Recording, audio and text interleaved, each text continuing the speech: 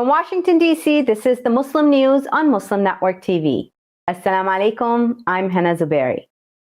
First, the headlines. The FBI says that U.S. murder rates have jumped by nearly 30% in a year. A mosque in Philadelphia is securing their whole neighborhood. Senate GOP blocks bill to fund government, suspends debt limit. A report says CIA officials under Trump discussed assassinating Julian Assange. Indian farmers organize nationwide strike over agriculture reforms. And our top story tonight, murder and manslaughter increased in 2020 by nearly 30% over 2019, according to a new FBI data released Monday. It is the largest increase since the FBI began compiling data in the 1960s. The data shows 2 out of 3 murders nationwide were committed with guns. Violent crime rose by nearly 6% from 2019 to 2020. Assaults increased by 12%, and property crimes decreased by nearly 8%. Officials say they're seeing murders increase again this year, but at a slower pace. In Chicago, one of the nation's hotspots for gun violence, 23 people were shot and 4 killed during an overnight period earlier this month. At least 10 people have been shot near the 4900 block of Germantown Avenue in Philadelphia within the past month. A mosque in Germantown, Philadelphia, is taking steps to make the neighborhood safe for all. Security officer Casey Johnson and his partner will walk Germantown Avenue twice a day for the rest of the year. Germantown Masjid leaders hired the security company after a 24-year-old was shot and killed near the mosque 2 weeks ago. They will check on businesses and residents along the 5-block strip. Mosque member Ihsan Dawood said that people in the neighborhood shouldn't have to live in fear. This neighborhood has been crime-free for a week since the mosque took these measures. Senate Republicans on Monday blocked a funding bill that could avert a government shutdown. Democrats now are scrambling to avoid a possible economic catastrophe. The House passed legislation would have funded the government through December. It also would have suspended the U.S. debt ceiling until next December. Lawmakers need to approve government funding before Friday to avoid a shutdown. The U.S. risks defaulting if Congress doesn't raise the debt ceiling by a point likely to come in October, according to the Treasury Department. Democrats might have to pass a short-term funding bill with GOP support and then approve a debt limit suspension. Senior CIA officials during the administration of former President Donald Trump discussed abducting and even assassinating Wikileaks founder Julian Assange. This is according to a newly released U.S. report that cites former officials of the agency. Yahoo News reports that the discussions took place in 2017. At the time, the Australian Assange was a fugitive entering his 5th year sheltering in the Ecuadorian embassy.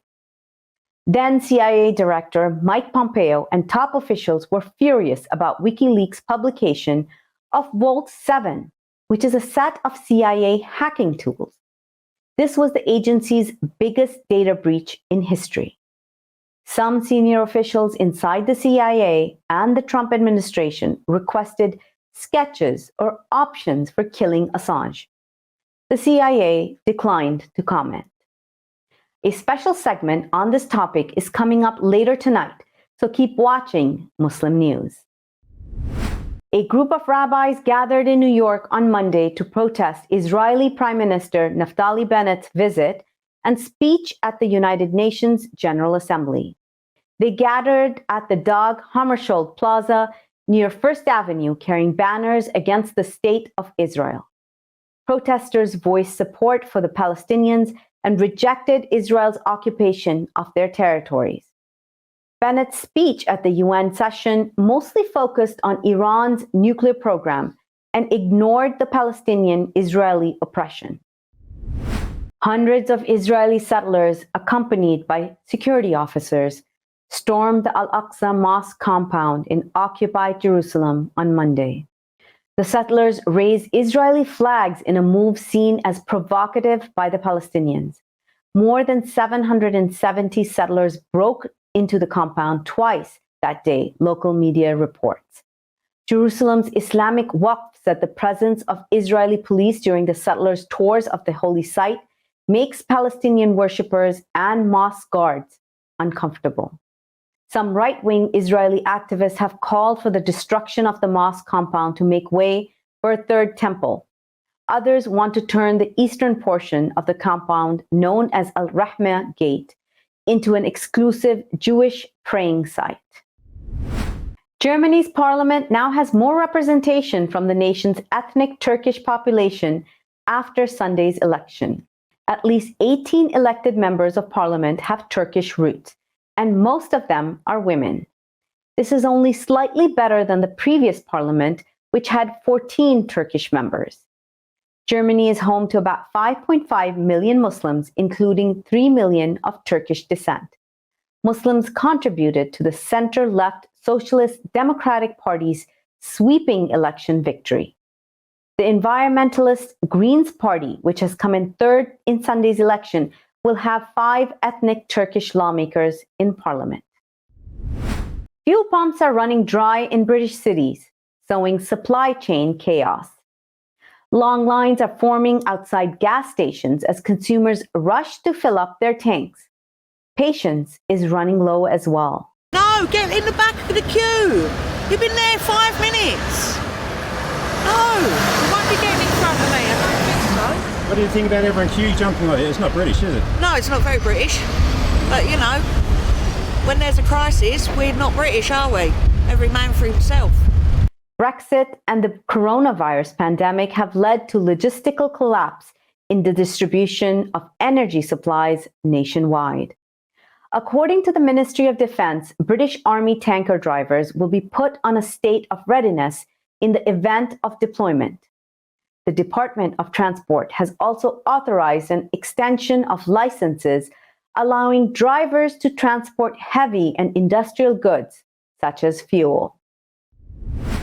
Worshippers converged on Senegal's city of Tuba Sunday for the annual celebration of the Murid Brotherhood, which is a Sufi order. AFP journalists witnessed throngs of worshippers heading for the Great Mosque of Tuba in the central city.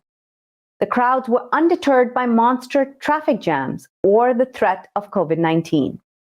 The Grand Magal celebrates the date French colonial authorities exiled Murid founder Sheikh Amadou Bamba, known as Sirijne Tuba. It typically attracts hundreds and thousands of worshippers who celebrate by reciting Bamba's poems and praying beside his tomb. More than 90% of Senegalese are Muslim. Most follow Sufi brotherhoods. Thousands of Indian farmers blocked traffic on major roads and railway tracks outside of the nation's capital, New Delhi, on Monday. It marked 1 year of demonstrations against laws that they say will shatter their livelihoods. Farmers' unions and their supporters are marching on the streets in a nationwide strike against agricultural reforms in India. The laws are anti-working class, anti-farmer, and anti-people, says a union leader who was among the protesters. Unfortunately, it is there, and now the agitation is spreading the entire India and against this fascist regime. Rather, we can say Modi government is following the ugly design of fascism. So anti-working class, anti-farmers, and anti-people rather. Sikh farmers from Punjab had started this protest 1 year ago. They're still camped at the site they started the protest. A rally in Afghanistan's capital, Kabul, calling on the country's neighbors to do more to help Afghans fleeing the country was cancelled. This was due to a Taliban ban on protests earlier this month. Speaking near the Pakistan embassy in Kabul, Zohra Amiri and Roya Afghanier called on Muslim countries to open their borders to Afghans. The Taliban's takeover of Afghanistan has not resulted in a massive refugee influx in Pakistan. Yet thousands of refugees are still braving the remote areas of Pakistan's Balochistan province, making their way into Iran or Europe. In 2017, Pakistan started fencing its 2,634-kilometer border with Afghanistan to stop refugees from entering illegally. The fence is nearly complete. Pakistan hosts 3.5 million Afghan refugees. Coming up next after the break is our in-depth analysis segment, so stay tuned and we'll be right back after these messages.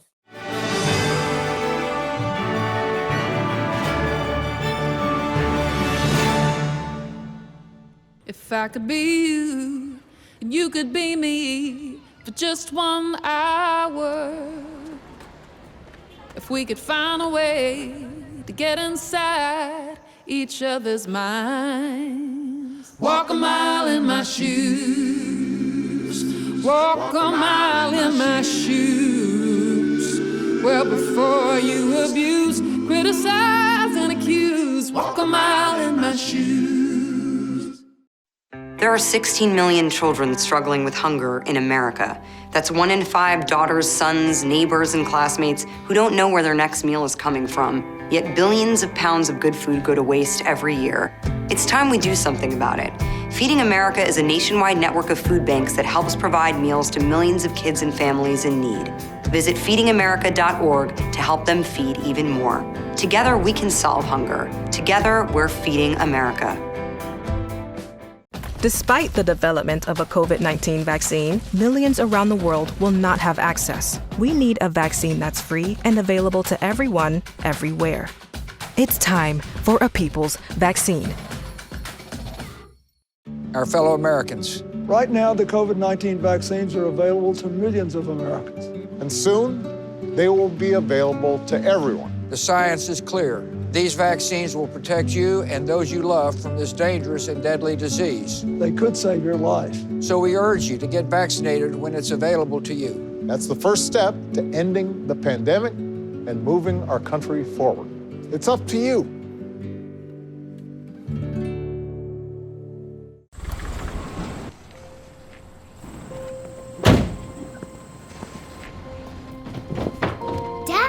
They took over my bedroom. Come on, come on.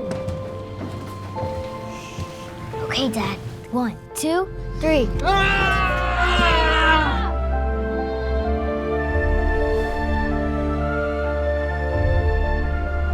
Dad!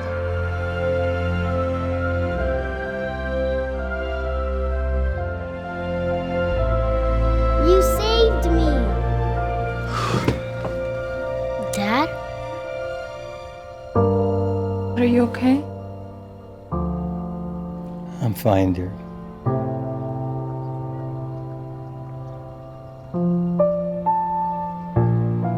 Your hero needs you now, and AARP is here to help. Find the care guides you need at aarp.org/caregiving.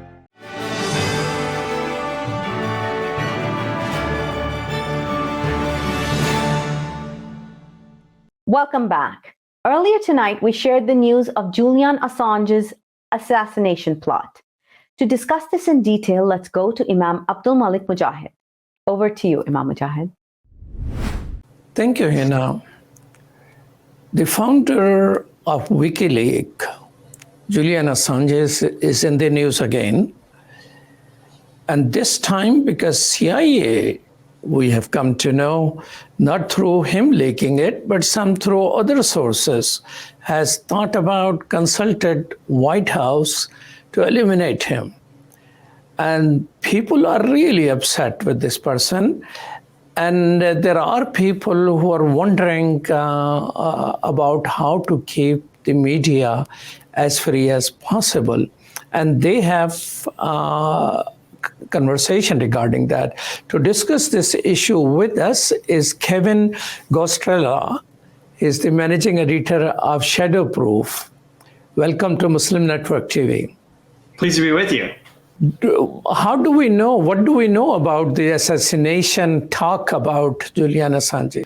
What we learned from this Yahoo News report, which has over 30 former Trump administration officials, as well as officials from the US intelligence agencies, they were asked about details related to the assassination plots.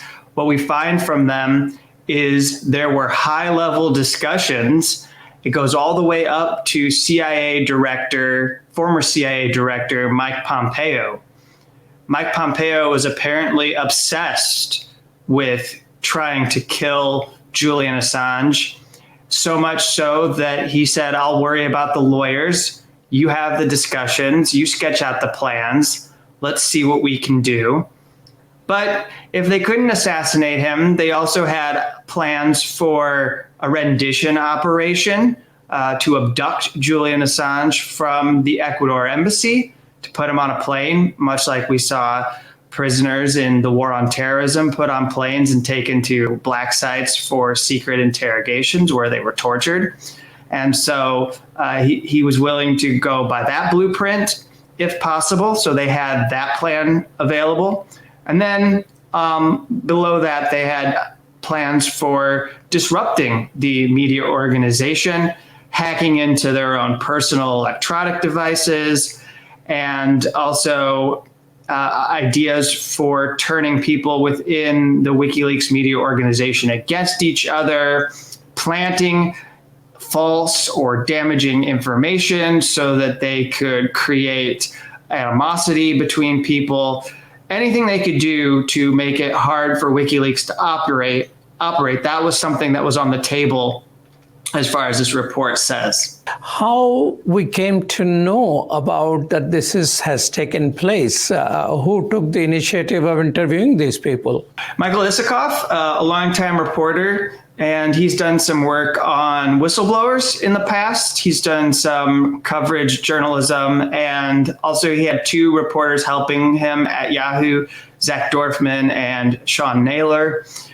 Together they worked on this. Michael Isikoff is also someone who spent the time during the Trump administration reporting on the alleged connections or covering the investigation by special counsel Robert Mueller into Trump and whether there were any collusion going on with the Russian government between officials in his administration and officials in Russia. And so some of this stems from that, because we have left over from the Trump administration this suspicion that still exists within U.S. intelligence agencies that WikiLeaks had published documents that were given to them by the Russian government. It's never been proven. There's no evidence. In fact, in the Yahoo News report, it says that the CIA could not prove that Julian Assange was working directly for Russia. And so they came up with other ways of designating them as an enemy or a hostile entity, a hostile organization, so that the CIA could take certain aggressive actions against WikiLeaks. There has been, Kevin, an open talk about assassinating him before this plot came into being. I mean, what is the name of the guy? Tom Flanagan, who was a former senior advisor to the Canadian Prime Minister. He said, I think, quote, I think Assange should be assassinated. I think Obama should put out a contract. I wouldn't feel unhappy if Assange does disappear. So there has been open talk about assassinating him. So why this news is so surprising? I think it's surprising because we see how open and how far advanced these discussions went, and the fact that there was an effort to make them legal. I mean, the fact that it's not just talk. These weren't just jokes on the part of officials, or they weren't just insults that were stated in passing. These weren't just people going on news programs to vent their frustration with having secret documents exposed in the media. These were discussions in which they sketched out in great detail plans that could be carried out by operatives in these countries, in the United Kingdom, but to even go after people in Europe potentially if they were collaborating with WikiLeaks.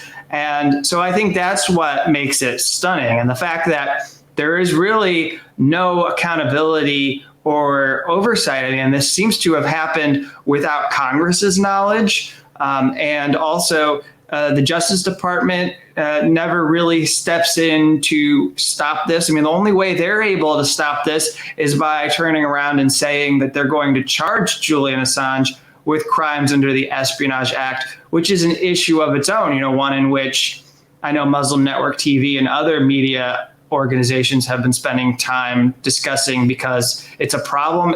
It's a violation of principles of press freedom to go after Julian Assange in this manner. And it's why he's still in jail and why he faces this political case, because he's been charged under the Espionage Act. But like you do say, it's appropriate to remind everyone that we've seen these remarks from public officials like Flanagan.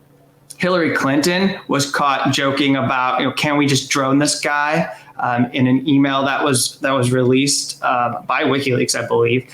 And so it's something that is troubling. Joe Biden, who is president now, called Julian Assange a high-tech terrorist. And we know what the government has the authorization to do with terrorists right now. They can use remote control aircrafts and launch drone assassinations against those individuals. Sarah Palin joked about or talked about wanting to kill Julian Assange and assassinate him. I believe Mitch McConnell is engaged in this kind of talk as well, and he's the leader of the Republican Party in the Senate. So it is something that is very troubling that we have this culture where political elites will so openly talk about assassinating a publisher. So the United States have bombed Al Jazeera offices in Iraq as well as in Afghanistan. So journalists are not only haunted by the dictators, but our democracy as well. Yeah. And some of those people can end up being detained and brought to Guantanamo Bay military prison and held and have their names smeared and have people who are tortured fabricate claims against them that they were somehow working for Al-Qaeda, when in fact that's not true. And so this points to something systemic. These issues that we're talking about related to the Yahoo News report are not isolated to Julian Assange. It shows something about what happens and what is unfolding within the US government, where you have these national security agencies that operate with impunity. You can go back.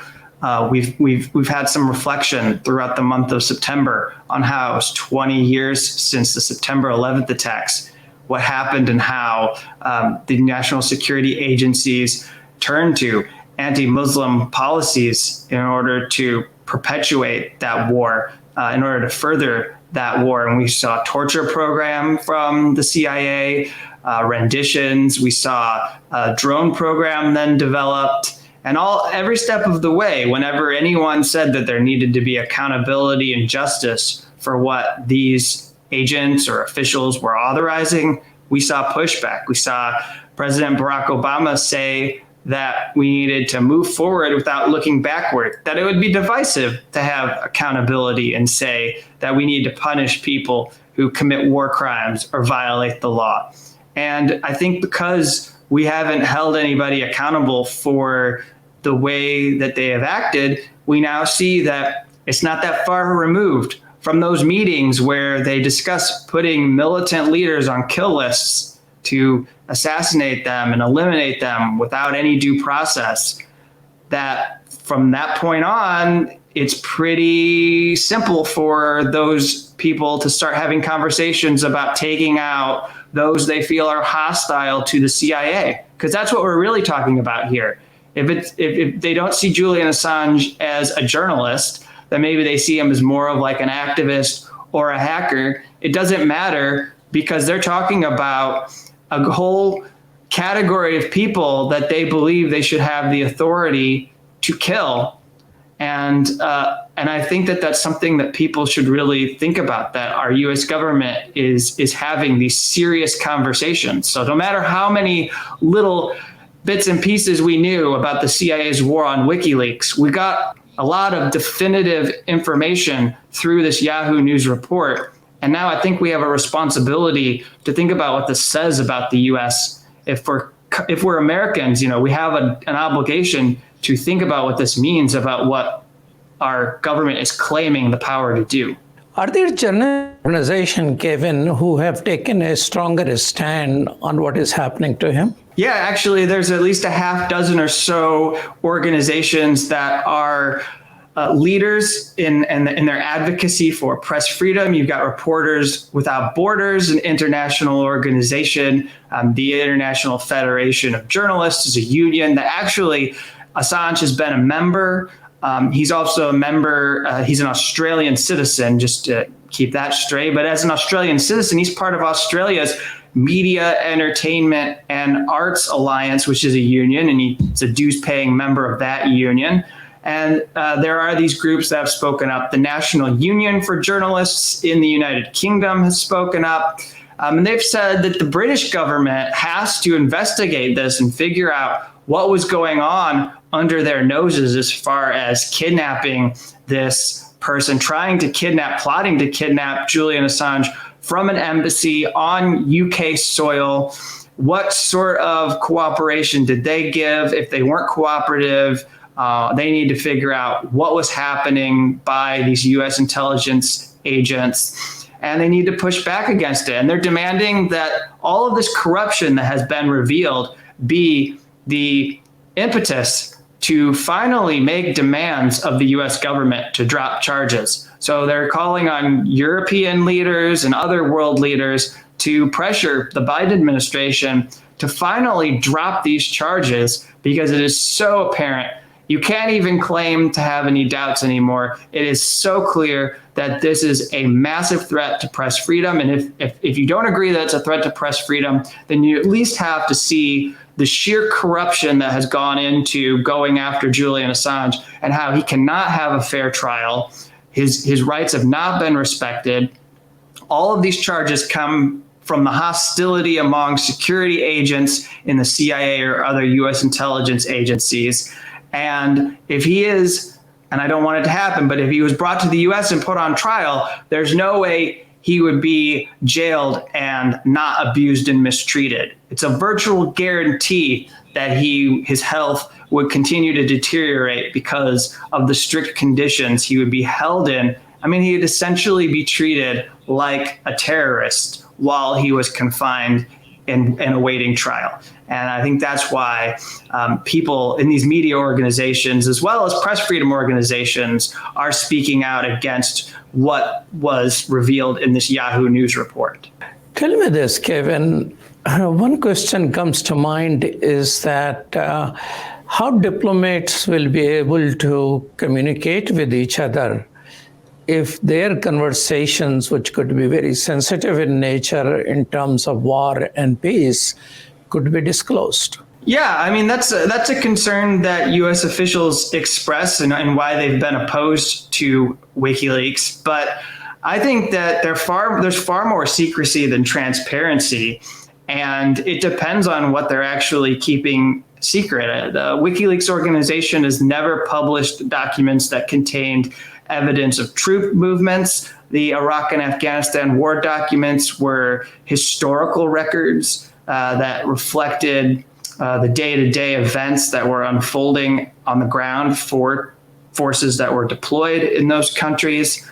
As far as the diplomatic cables from the State Department that are at issue in this case, those did have sensitive conversations in them, but even officials like former Pentagon Secretary Robert Gates and some of these other high-ranking officials admit that the concern was overwrought and that eventually these countries have to do business with the United States. The United States is such a superpower that no matter how embarrassing this information might be, these countries are still going to turn around and work with the U.S. So there's really no threat to the United States as far as getting people to have business, trade deals, working on security arrangements, security cooperation, forming alliances. We hear from the U.S. government wanting to form alliances against China,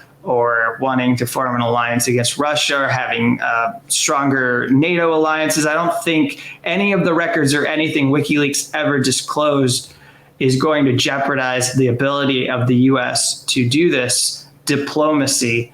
But when you consider the diplomacy that the administration wants to do on human rights and press freedom, to project that image to the world that the U.S. stands for democracy and stands for openness in government and all sorts of other ideals, keeping Julian Assange in jail flies in the face of it. And I think it really makes it difficult for the U.S. government to lecture countries in Asia, the Middle East, Northern and Southern Africa, other parts of the globe, to tell them what to do and how to treat their citizens. And so long as they keep Julian Assange in a jail cell and pursue this, they do not really have much of a leg to stand on here in order to tell people that it's wrong to violate journalists' rights.